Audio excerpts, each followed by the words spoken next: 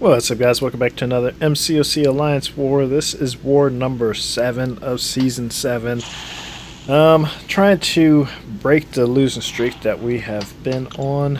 And so up first, got a Cosmic SpiderMan on the Unblockable first. And I just ended up pushing him to 2 bars of power. So you see I stopped right before he got to 1 bar, then did a full combo block, or parry, then full combo L1. So now he's at his second special. And got to be careful here because he does have a chance to evade.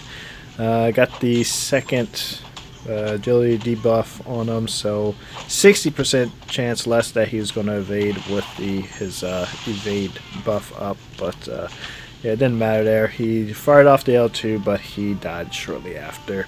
So up next, so I see this mutant here. I'm thinking this is going to be Nightcrawler, so go in.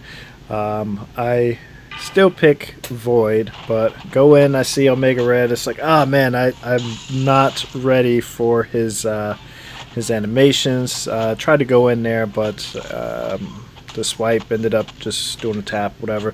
And also I see that he's bleeding, which is kind of good because I'm using Void, so there's that extra damage to him, but at the same time it's more damage to me. But I'm not sure if it's because he wasn't awakened or just because under 10 he doesn't do as much damage. I'm not sure. I don't have Mega Red, I haven't used him much, so I'm not sure like where all his damage lies. But yeah, mistime this L1 here and go in. Luckily, his health was already low, so getting the Bane on me wasn't that bad, and L1 didn't crit, so didn't take too much damage there. So up next, I have a skill here. See that there's persistent charges, so I know that it's Aegon, and there's some funny stuff going on with his L1 animation. I don't like the way it is. You're gonna see here. So the first one here, first time he does the L1, I'm just like trying to get the feel, and I'm looking at that. It looks like, okay, it's just going to go halfway across the screen, so I have a good enough distance back here. So I go in, and I'm like, where did that last piece of bolt, where did that extension come from? So it's like if you have to really slow the video down to see that there's like, I'm not sure if it's just like 1 frame or something, but yeah, there's just one part, if you don't get hit by the special, that you see that extension on the lightning bolt. So kind of annoying that they have it set up that way, to where it's really hard to tell where his special one ends. So I just figured it's best to go to the edge of the screen, then dash back again so that I know that I'm out of range of it. But yeah, anyways, trying to beat out this first special again, but he wasn't throwing it, so yeah, he's just going to just hang around until he dies. So I wasn't too worried about it since I'm using Void, but it could have been annoying if I was using someone else. So up next we have Kingpin here, and I actually didn't notice this during the fight, but he has suicides on.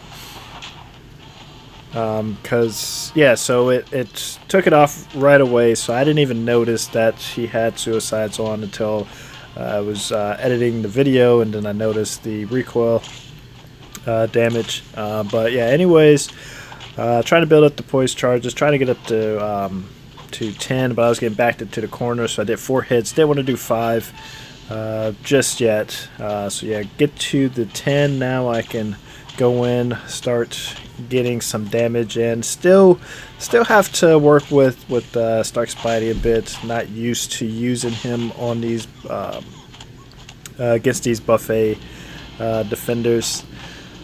So trying to bait out this special, finally got it there, but I do have some troubles because I like to bait out the specials without trigger and dexterity, so I am having a bit of trouble doing that. Not there, obviously. So up next, he goes into overpower. So I know that the shock charges aren't going to wear off. Should have went for a parry there, but I didn't. I could have did parry and then dropped the heavy attack to do the power drain. So something to think about instead of taking the getting the buffet trigger and dexterity. I did get hit there. I tried to go for a parry, but I was just a little bit slow. I think I tried to go for a parry. Either that or I tried to dash back. Whatever I tried to do, a little bit slow doing it, but I didn't lose too much damage. And that's the last fight for him anyways, so it doesn't really matter. Up next, bit of a change of pace for this node. But I mistimed the parry, so starting off pretty bad here. I mistimed the parry twice, I think, during this fight, and I mistimed the L1 once, so took a lot more damage than I should have. But the main goal of the fight, the main strategy I should say of the fight, is parry, heavy attack, parry, heavy attack, and I end up getting confused towards the end of the fight because his auto block shield, I forget what the shield's called, but that shield is I got confused between that shield and the armor up from the aggression armor node. So I'm towards the end of the fight, I'm thinking that when I did the heavy attack, I got rid of the auto block shield, but it was just the armor up shield. So I dropped the L1, so it's right there. Dropped the L1, and it got blocked, and I'm like, what the heck happened? I could have sworn that I just got rid of the shield. So when I went back and watched, I saw that it was the armor up, not the shield, that I got rid of. But other than that, and other than getting hit those few times, the fight went pretty smoothly. It was fun to do. Good change of pace versus instead of fighting Iron Man Infinity War. Though there are some things that could have done differently. Mistimed parry there again.